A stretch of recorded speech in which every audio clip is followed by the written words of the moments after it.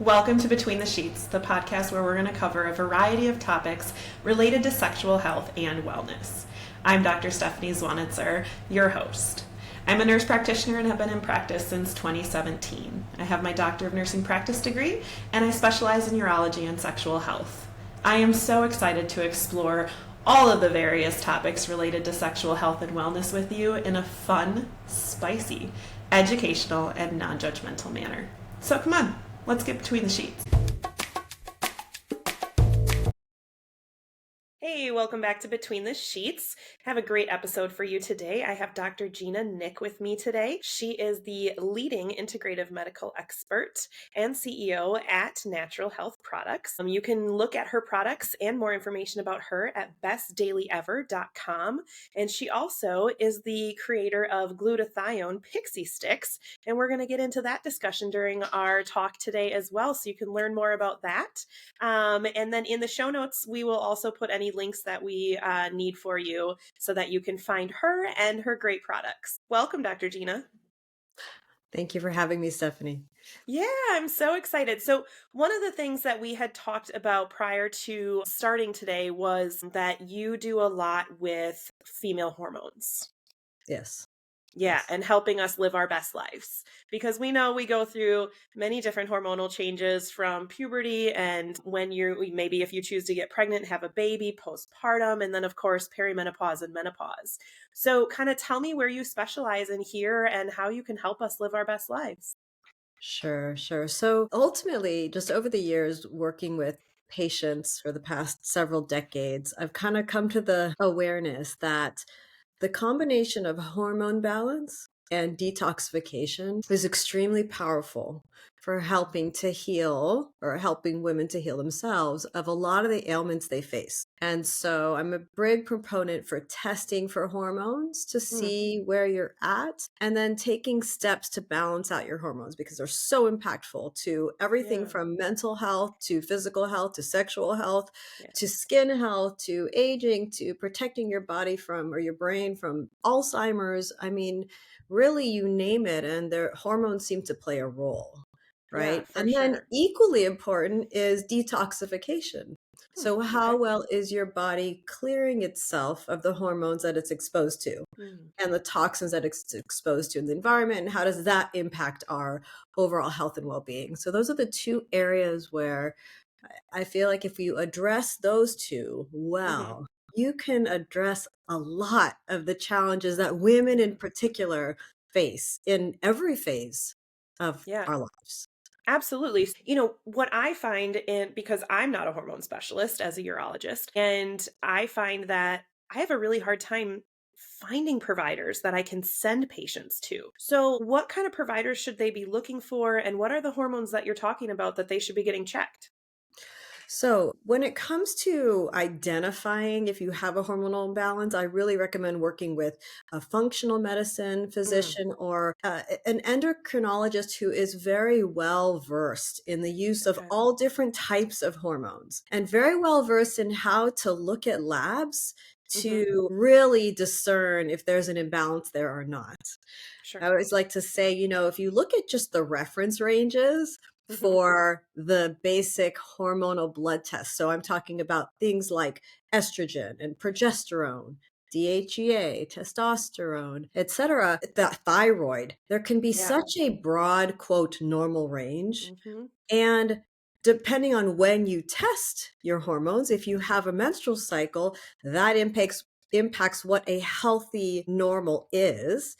And so really working with a doctor who gets it and ideally is very familiar with things like bioidentical hormones, as well as all of the different types of treatments out there that can help your body to remain balanced. So looking for an integrative medical doctor, a functional medical doctor, naturopathic physician is a good place to start. I like A4M, the American Academy for Advancement of Medicine. They have physicians who are certified, and you can kind of go through and find the right doctor for you there. That's one resource. And then when it comes to testing, there's so many different ways to test for hormones these days, as you know. There's a blood draw. You can just get a standard blood draw.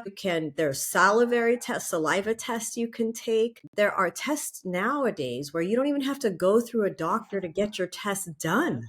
Yep. And I find myself I love labs. Like Yeah. I love labs, and I've done every type: saliva, urine, blood, you name it. I've worked with the lab, and I've kind of come to, and every doctor kind of comes to what they're comfortable with and what Sure. works for them in their practice. It's not like, I'm not saying it's the only way, but I'll tend to do a fasting morning blood draw and a very Okay. specific things that I'm looking for and I'm testing at a certain time in a woman's cycle. But these days, insurance isn't covering as much as Hmm. they used to. And a lot of patients all of a sudden are getting these bills for several Yeah. $1,000s. And I know a lot about labs. And I know how much it actually costs to run Right. some of these tests. And it's a real crime. It's a real crime. Yeah. So I'll often now tell patients, I'll refer them to, a place where they can order a test kit online for, say, $250, which is Yeah. still not inexpensive, but it's Right. better than $2,000.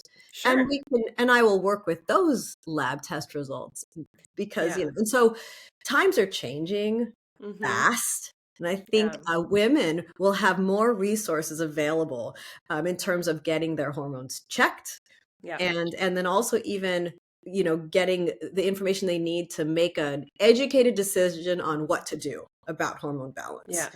And the Um, cool thing with just to plug this is with the tests that you can buy, yeah, a lot of them you can use your FSA or HSA accounts for. So exactly. then it's not even technically out of pocket if we use girl math, right? It comes out Right. of an account that your money's going into anyways, Yeah, and you got to use it by the end of the year if it's your FSA. So exactly. why not use it for such a great product and testing your hormones?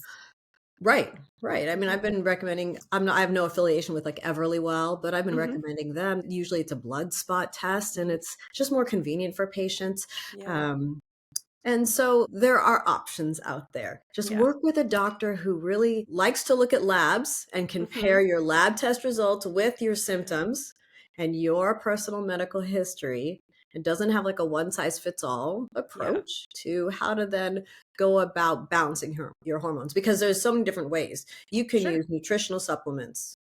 You can use something called glandular supplements, which are like animal derived that have hormones in them. You Okay. can use herbal medicine.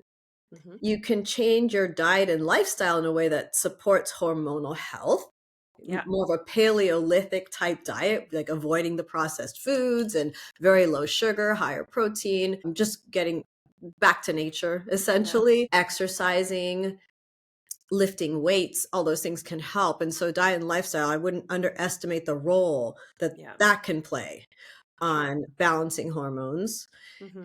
all the way through to bioidentical hormone therapy, to things like, I'm very passionate about glutathione, which is a Yeah. particular antioxidant that really helps with hormone balance in women. Okay.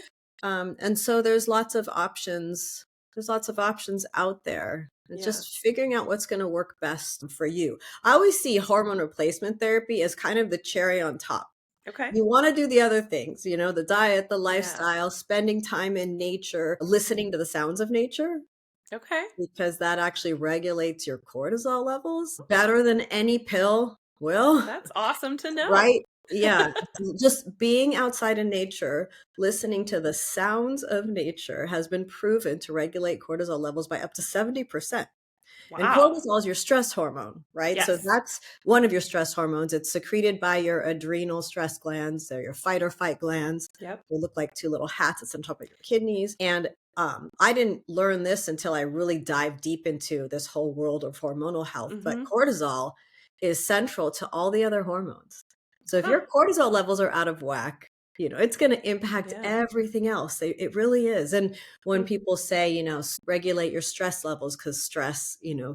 is a major issue when it comes to hormone balance. When your cortisol levels and your stress levels are too high and your body doesn't have a chance to kind of get back to balance, Mhm. doesn't matter how many hormones you take, Yeah. you're not going to have that balance that you want to feel Right. vital Yeah. and feel your best.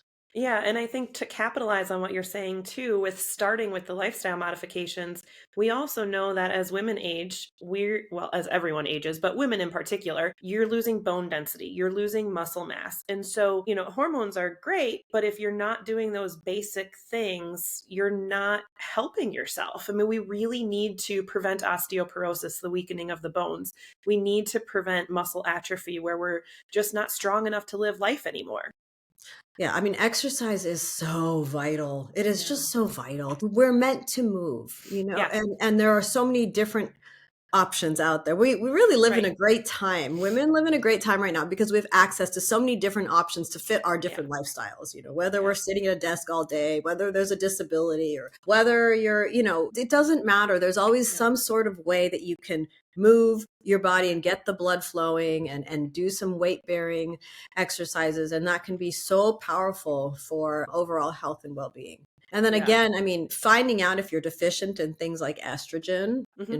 really is super important. Now there's more research being done. I can't wait for the studies to get published, but there's more and more research being done on the role that estrogen plays Hmm. in Alzheimer's disease Yeah. in women who are in perimenopause and menopause. Yeah. I was fascinated when I Yeah. learned how much our brain changes and how much more than men we are likely to get Alzheimer's, dementia because of going through menopause and that loss of estrogen. It's Yep. fascinating. Yep. I mean, We all just think estrogen, of the hot flashes, the weight gain, the loss of our period, but there's so much more to perimenopause and menopause than that. so much more. Um, I mean, I don't think we could list all of them at this point. it's really across the board. And that's why, Right. and with perimenopause Hmm. can last up to 10 years. Yeah. And so women, even in their 30s, right, Yeah. it could be Yep. starting that process. Yeah. And progesterone is the first hormone to decline Okay. during that time, followed by estrogen. And Yeah. progesterone is so important for helping with anxiety. Hmm. It's really the calming hormone. Okay. And so when women start to say, I feel more anxious, Hmm. and I'm being told to take an anxiolytic or an Yeah. antidepressant, or I can't sleep all of a sudden, oftentimes that's related to progesterone. Hmm. And if you just had your progesterone and estrogen levels tested Yeah. and then didn't take, I do not recommend synthetic progesterone Okay. ever. Yeah. That's progestin. Okay. But you can get bioidentical progesterone, Okay. even as a pharmaceutical. Okay. That's available as well. But it makes sure it's bioidentical. But just taking that can really help in as you're going through that time. Yeah. And then the next hormone to decline is estrogen, Yeah. and estrogen's the hydration hormone. So I Okay. always say and so that includes things like vaginal lubrication Hmm. and skin, the vitality of your skin, the hydration of your skin, Yeah. the elasticity in your skin, and then also fluidity of thoughts, right? So Hmm. it also helps with plasticity of the brain, Okay. right? And so we have a ton of estrogen receptors and progesterone receptors in the brain, and So that's where the brain testosterone. fog comes from. Yeah. Yeah, Okay. brain fog, and then again, that higher risk for things like Alzheimer's disease and cognitive Hmm. decline as well. So is the reason that men don't seem to have like these specific set of symptoms because their estrogen, because men make estrogen, that their estrogen is kind of steady throughout their entire lives, whereas ours is all over the place with our hormone, with our life changes. Right, and Okay. especially during that perimenopause, Yeah. As it's phase, just your hormones are declining. all over the place, and I just feel like there are I mean, I've been practicing this for over 20 years, and it's so amazing. It's still amazing to me how much of a positive impact Hmm. hormone balance can have on every aspect of life, from, Yeah. wanting to divorce your husband to having no interest in sex, Yes. to just feeling like you're just getting old and lost that sense of vitality and purpose. And all of those things don't have to be that way. Yeah. And I think just because of the amount of stress that we're all under Hmm. and the exponential increase in exposure to toxins Yeah. that we all face, I think that women are suffering more because Mm. that's impacting our hormone balance even more, Yeah. right? Yeah. And so it makes us even more sensitive to Sure. those things, making it more critical to test for and find out what's going on and support detoxification. So Yeah. support your body's natural abilities to remove toxins that also cause imbalances in hormones, Yeah. as well as do something to maintain hormonal balance. Hmm. Yeah. Yeah. Oh, absolutely. So, okay, let's talk about how we can help with these hormones. So, bioidentical hormone therapy is one way. Talk to me about that. So, yeah, bioidentical hormone therapy is one option. And basically, it means taking hormones that mimic what your body naturally makes. So, they're not Okay. synthetic. So, oftentimes with the pharmaceuticals, there's like another compound added, another molecule Okay. added, so that the compound can get patented. But Okay. there, over the years, we've also learned through the Women's Health Initiative study and other studies that those synthetic hormones can significantly increase risk for things like breast Hmm. cancer and ovarian cancer. And Yeah. so when we can avoid them and still have the benefits of hormone therapy, avoid them. Yeah. And then, so bioidentical hormones you're typically are getting from a compounding pharmacy. Okay. Right. And so you would look at things like bioidentical progesterone. Okay. I recommend it in capsule form. So it would be like one Okay. capsule before bed. Um, Generally, the dosages range from anywhere from 50 milligrams to 200 milligrams, Okay. depending on the patient. And that can be very helpful if you have low progesterone for sleep and Hmm. anxiety. Those are the Yeah. biggest things I see with women who replace their progesterone levels. That's where they see the Okay. biggest change. Okay. The anxiety, it's really amazing, the No, that's change. really interesting. I hadn't heard of that connection before, so that's Mm, really interesting. yeah, and in I always, recommend well, I'll do both, usually a combination, but I always at least recommend an oral progesterone Okay. because it, affects GABA receptors Hmm. more, so it has a more Okay. significant impact on GABA. GABA is a calming Hmm. neurotransmitter, and so that can be used to help treat anxiety that's Okay. caused by low progesterone, and then, topical progesterone can also be wonderful.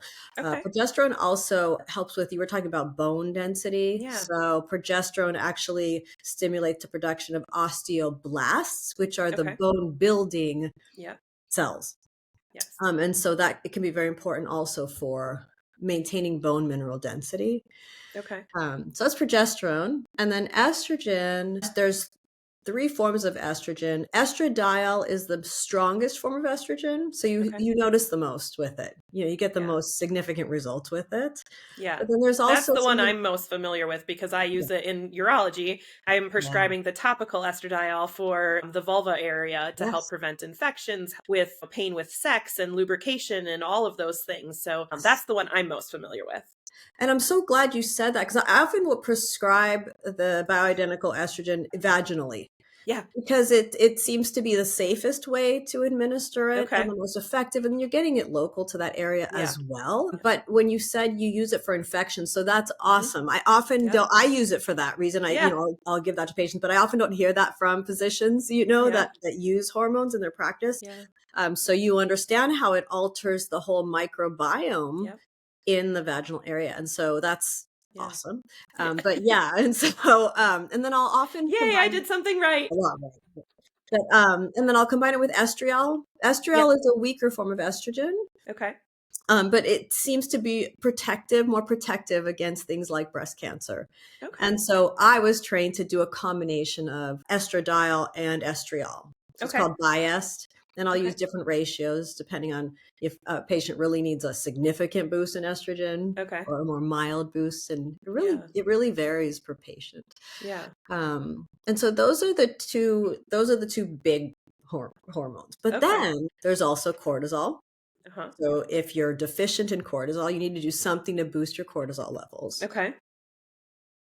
Going outside, listening to the sounds of nature is like number one. Okay. But you can also prescribe, there's bioidentical cortisol in a very low Okay. dose. Some patients need that, at least initially, to just get Okay. their energy levels back and get their cortisol levels back to where they need to be.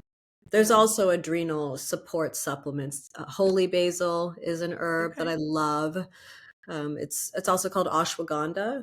That's Oh, one of my sure. favorite herbs. So Okay. it's called an adaptogenic herb. So Mm. it'll elevate your cortisol levels if you need your levels higher, and then it'll take them down if they're too high and you Mm, need them to come down. So it's so smart. nature is so brilliant. It is. It's Yeah, amazing. and it's nature Yeah. really tends to do all the healing for Yeah. you. Well, and it's Really so does. interesting that you talk about getting outside because that's one of the things that my therapist has told me. Because I love therapy, I Oh, yeah. have a fantastic therapist, and she will talk me through. Like, I messaged her one day. I said, "I'm just out of my skin today. Like, I just need to calm down, and I don't really have a reason for it. It's just a bad day." And she's like, "Go outside." Get on the grass, take your socks and shoes off, listen, and then start to identify a couple things around you and how much that really grounds you. And she told me that several years ago at this point, and it is still my favorite piece of advice because it works. Exactly. It Yeah, actually works.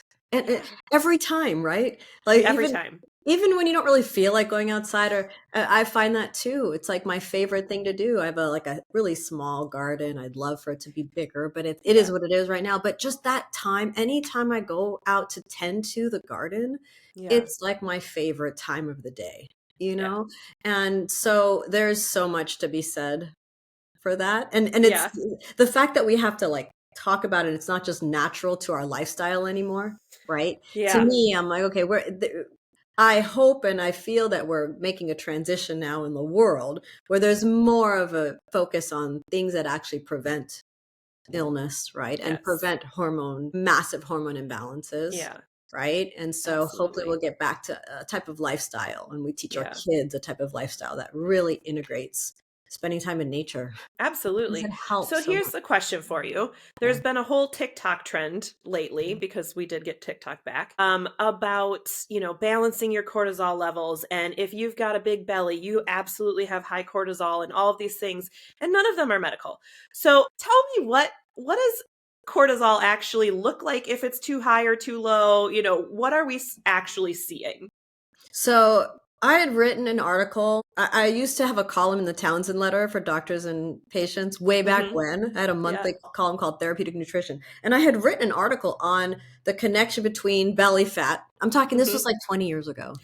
Connection between belly fat and high cortisol levels. And Mhm. so, technically we have a lot of cortisol receptors in the abdomen. And Okay. so when you have high stress, you have something called Mhm. hypercortisolemia.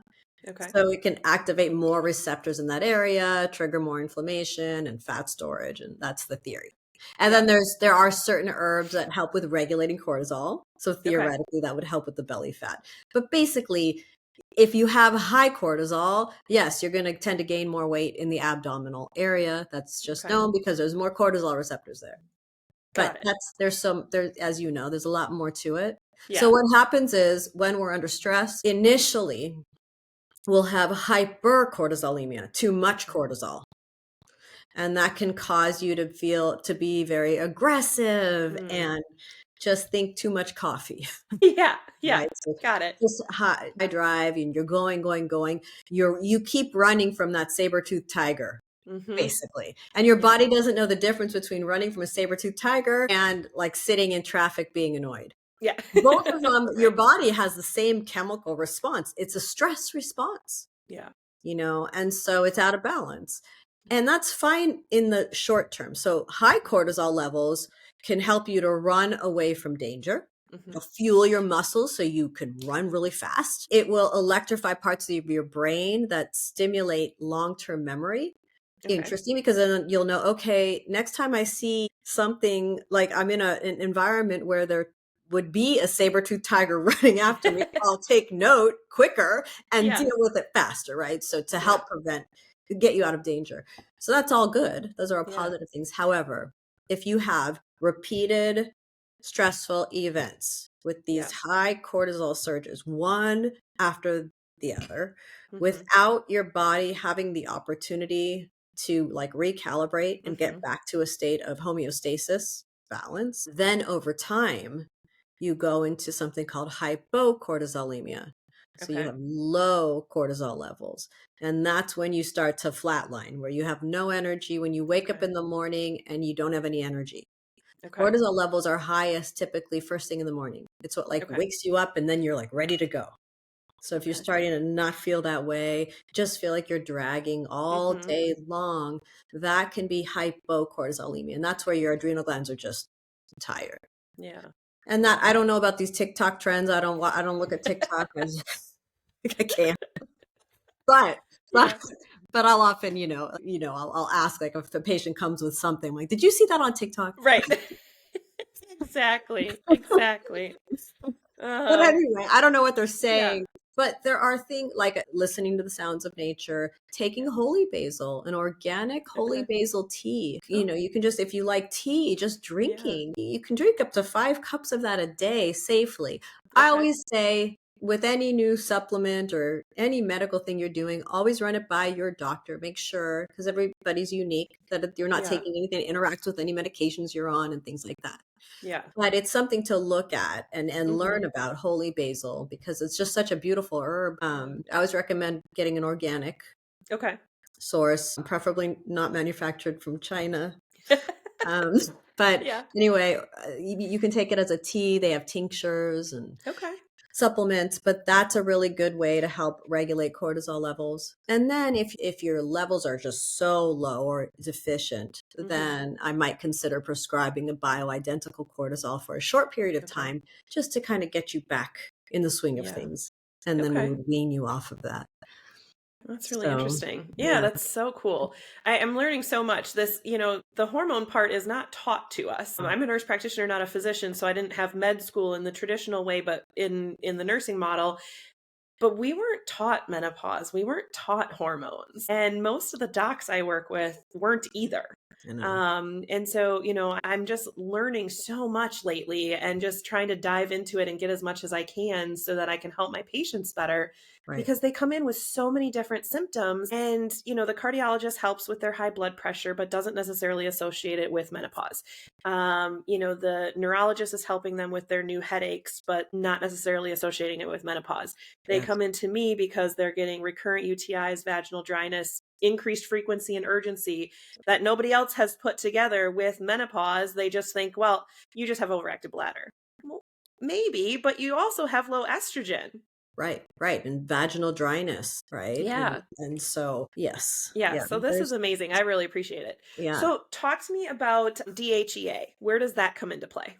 So DHEA is another hormone secreted by those adrenal stress glands. And it's Okay. really a master hormone in that it can metabolize into estrogen or testosterone, depending on Okay. what your body needs, really. Okay. And DHEA will decline as we get older as well. Okay. And so it is tied to immune function, vitality, sexual health. So Mm-hmm. oftentimes I'll put some DHEA if a patient is deficient into their hormone cream. Okay. So, when I'm getting it, Yeah. the thing I like about compounding, Mm-hmm. which is, I mean, I'm a huge advocate for compounding Yeah. pharmacies, quality compounding pharmacies. So I have Mm-hmm. relationships with very specific ones. I know the Mm-hmm. pharmacies very well. I know the owner, Yes. it's a very Yeah. personal relationship. And so it's just a nice, trusted experience for Yeah. everybody. But anyway, if you find a really good compounding pharmacist, it's great Yeah. because you can really customize things for the patient. So if needed, I'll add DHEA as well Okay. to the hormone cream and So is sometimes DHEA testosterone. Okay, so is DHEA part of what helps us with our libido, or is that Yeah. really mostly the testosterone? No, DHEA also in and of Okay. itself can be helpful. It can also help with memory, Okay. energy levels, vitality. It's really a master Yeah. hormone. And so what I always say is if you are taking these hormones, like DHEA you can also get over the counter, Hmm. as a supplement, be mindful of the fact that, it will metabolize into estrogen and Mm. or testosterone. And so it is important to test every 3 to 6 months, ideally, Okay. initially, as you're kind of going through this process Yeah. to make sure you're not all of a sudden getting too much estrogen or too Sure. much testosterone. So it is important, The that balance. you're either working with somebody who is really familiar in Hmm. hormone, all the nuances with maintaining hormone Yeah. balance and understanding it's not just like a supplement like vitamin C, Mm. you know. Yeah. Yeah. And then there's another option, which is glutathione. So I Okay. formulated a product called Best Daily Ever. I put glutathione into like a pixie stick form Okay. because glutathione normally tastes really bad and has Okay. a weird smell, or you have to get it injected. And so I was Okay. trying to bypass those challenges with getting patients to take it on a day-to-day basis. Yeah. And so over the years, I've used glutathione in my practice forever. Okay. I finally was able to make this formula, which I love. But glutathione, some patients who are going through perimenopause and Mhm. they're having issues with hot flashes, sleep, skin vitality, just taking glutathione can resolve it, which is Wow. amazing. Yeah. Without it, for those patients that don't want to take other supplements and don't want to take hormones, Yeah. glutathione alone, if it's the right form, Mhm. can have such a profound effect on hormone balance Oh, because cool. it helps with the clearance of hormones. Okay. So it's not just about, like, if you have an estrogen deficiency, it's not just about taking estrogen. It's Okay. how is your body metabolizing it and clearing it from your system through Mhm. the human detoxification system, right? Yeah. So circling back to the importance of balancing out detoxification and Mhm. hormones, right? Okay. And that's where, when I look at it, glutathione is like the best at doing both. Okay. So, yeah. No, that's fantastic. And we all grew up with pixie sticks, so that's Right, fun. yes, that's I love pixie sticks. I wanted to it was during, COVID, and I was homeschooling my daughter, and I'm like, "How Yeah. do I get this stuff into, these kids?" And Yeah. so I kind of envisioned they'll take it if it tastes like candy, looks like Yep. candy, right? Yep. But it doesn't have the sugar in it, so I was attempting to hack the whole sugar thing. Yeah. And miraculously, this formula just works and it tastes amazing and there's no Okay. sugar and there's nothing. It's just really clean. Yeah. But yeah, I decided to put it in a pixie stick form. I love But it. yeah, Yeah. yeah. Awesome. Yeah, and we will definitely have the links in there for you guys in the show notes because this is a fantastic product, and as you're hearing alongside me, it's going to help us a whole lot. Yeah, I mean, I love it. I take it every day. If I miss a day, I feel it. It's just one Yeah. of those things. And the way I knew that it was incredibly valuable, and I've been researching glutathione for the better part of my career, Yeah. and is that patients keep wanting to take it without me being like, Mm. you have to take this. They just Yeah. want it. And I'm like, okay, and if you continue to choose to take something and you're Mhm. asking for it, it's not just hype, or it's not just because you read a Right. fancy article or saw a fancy ad. Yeah. It's because it's positively impacting you, or you wouldn't keep wanting to take it, right? And Right. investing in all that. And so, besides, there's over 100,000 clinical research studies on Yeah. glutathione, by the way. But besides all of that, it's just, I'm in the trenches with patients just like you. And I'm Mhm. always like, okay, what is going to help the most? Yeah. What can I give people that's going to give them, the biggest bang for their buck, And that so they're that actually going to use. they're gonna wanna Mhm. take, that Yeah. actually eases their symptoms Yeah. and just supports, Oh, that's have a fantastic. stronger So bond. all of us will run, not walk, over to your website, and we'll have that linked in the show notes for us so we can all start feeling better. So Yeah, I have a question about testosterone. yeah. Um, obviously I deal with men with testosterone a lot. So Mhm. I'm newer to the women's side of testosterone. We do make testosterone, ladies. And what about pellets for I've heard mixed reviews on this. I have pellets that some of my guys use, but what about in women? Is that an appropriate use?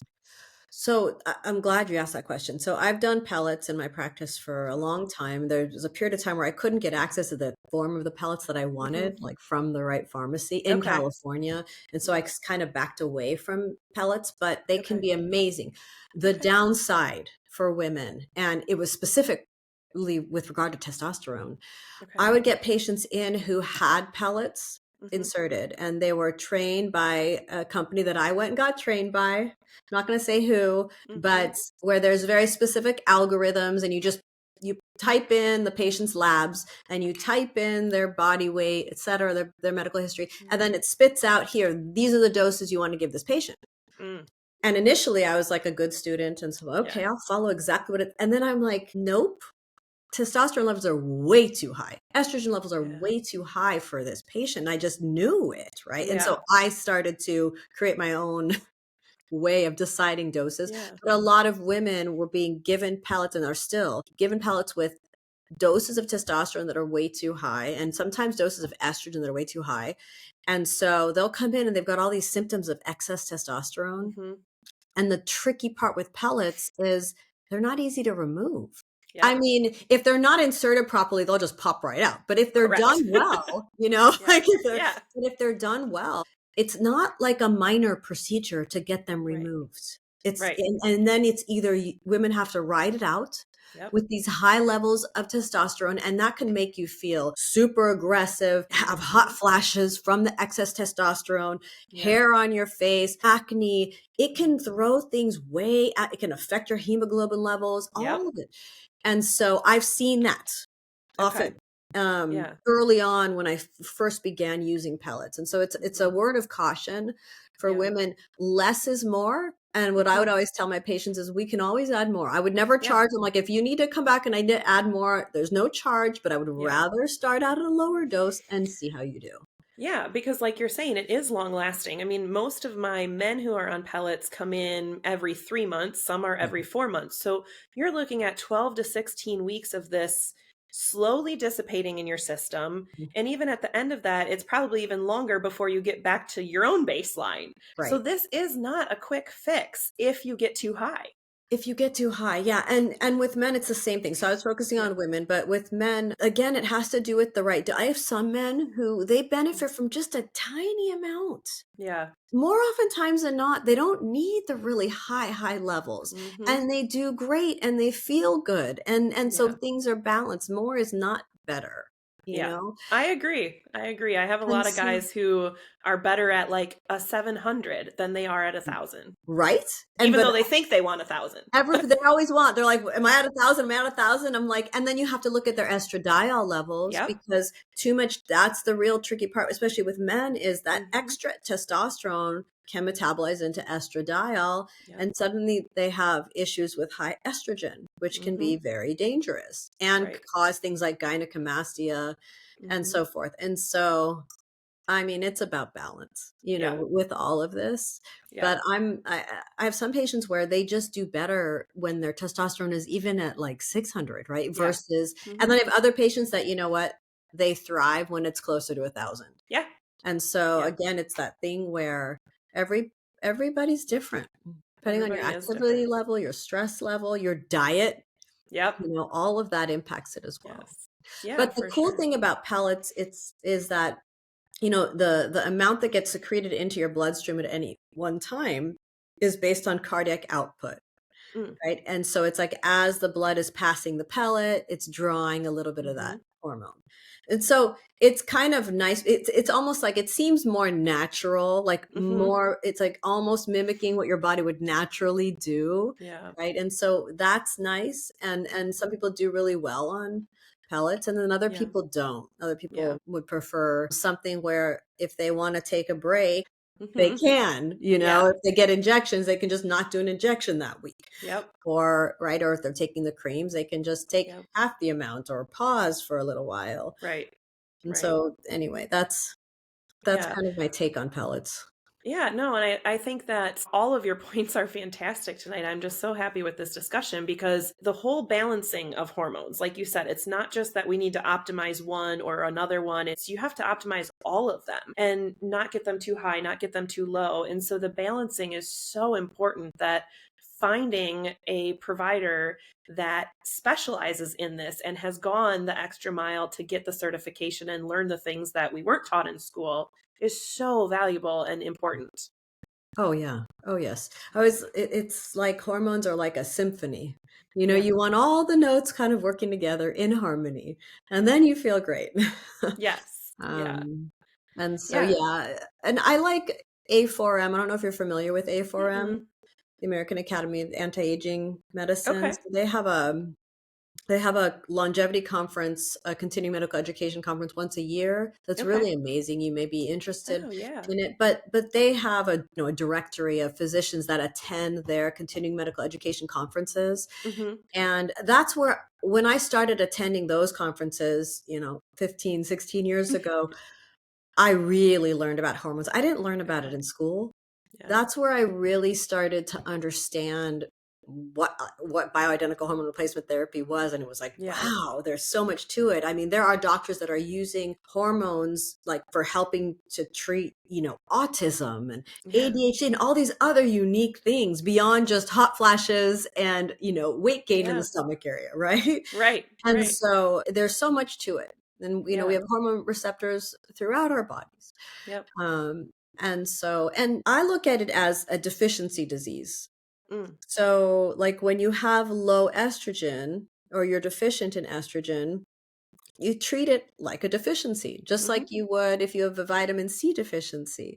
You Right. treat that and then you have balance again. Mhm. And so I don't see it as normal for women going through perimenopause to have to suffer with the symptoms of a hormone deficiency Yeah. unnecessarily. Doesn't Yeah. always mean that hormone deficiency has to be treated with hormones. Like I said, it's a cherry on top. Mhm. Deal with the diet and lifestyle modifications and all of that first. Yeah. But then, my gosh, if you still then need some bioidentical hormones and it makes sense for you and the doctor you're working with, Yeah. it can have such a profound impact on your health and Yeah. well-being. And I'm glad more people are talking about it now. Yeah. And finally, we're getting some good research about Yes. the role that, because for a while, like with the Women's Health Initiative, doctors just were saying no hormones, Yep. nothing. You don't take Right. anything. And women, I mean, Yeah, how there's horrible is that to like be 2 suffering? generations of women that were deprived of feeling good. And you wonder how many of them suffered from mental illness, Oh, yeah. right? Definitely sexual dysfunction, Right.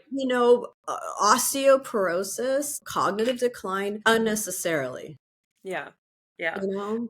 So, if we improve our diet, we do the working out, we get out in nature, then we should try the glutathione For sure, yeah. for sure. Okay. Now, do we need hormone testing before we try the glutathione, or can we just say, I don't really feel normal anymore? I know I'm in perimenopause. Let me just get this going. Yeah, so you don't need to get your hormones tested to take glutathione. Glutathione is Okay. actually manufactured in every cell in your body. Okay. It's not and so but what happens is over time, your Hmm. levels of as we age, the levels decline.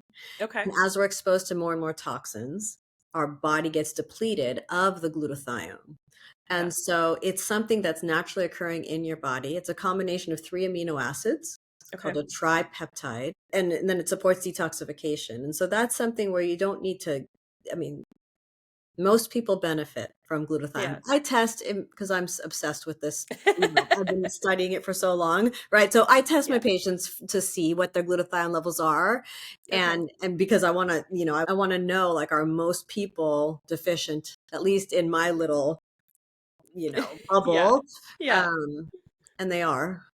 And Yeah. so, and then I can see when they take the Pixie sticks, how is that improving their Yeah. their glutathione levels? So it's one of those fundamental antioxidants, Yeah. and it's as important. It's equally important to vitamin C, vitamin E. Those are really the three Yeah. big ones, and they also all work. Vitamin E, vitamin C, and glutathione, they work together. They Okay. help to recycle one another, and so it's important to have, robust levels of glutathione in your Yeah. body at all Yeah. times. Okay. That's great to know. Is there a particular age, regardless of symptoms, that you suggest women start getting their hormones tested, or do you wait for symptoms and then say, okay, when you have symptoms, that's when you start getting tested? So, obviously, if a woman is wanting to get pregnant, I would say Mm. get your hormones tested, because something as simple as a progesterone imbalance or a thyroid Mm-hmm. imbalance can cause miscarriages Okay. unnecessarily. And so I would say if you're at that age where you're wanting to get pregnant, Mm-hmm. absolutely get your hormones tested by somebody who knows how to really look at what's going on there, Okay. for sure. And then beyond that, I would say, of course, if you're starting to have symptoms, Hmm. even if it's a random symptom that you don't think is related to hormones, get your Yeah. hormones tested. Just get Because it them might done. be. At least you'll have a baseline of where Yeah. you're at anyway. Yeah. But 9 times out of 10, there will be some sort of imbalance there. If it's more of Yeah. if it's not due to an infection or something of that Right. nature. Yeah. So. Yeah, Oh, I that's would good. say, and then of course, like for younger ones, so in your case, I mean, these days kids are having increased hormone production at a younger age. And so Hmm. if they're having symptoms like excess acne, and really heavy cramping and things like Okay. that, it could be that their progesterone levels are too low. Okay. And then there are things that they can do to boost their progesterone levels Yeah. to help treat that. Oh, very good. Okay, so one final question here tonight. So this is normally we focus a lot on sexual health and wellness on this podcast. So if there's one kind of overarching tip or thought that you have for women to just enjoy their best sexual wellness throughout their life, what would it be? I'm going to say spend time in nature.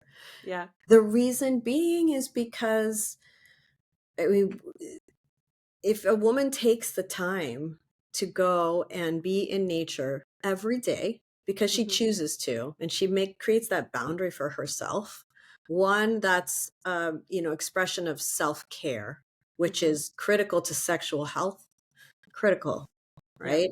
And Yeah. so, and then also you're balancing out your cortisol levels, which helps with your estrogen and your Yeah. progesterone, your testosterone, that impacts your sexual health.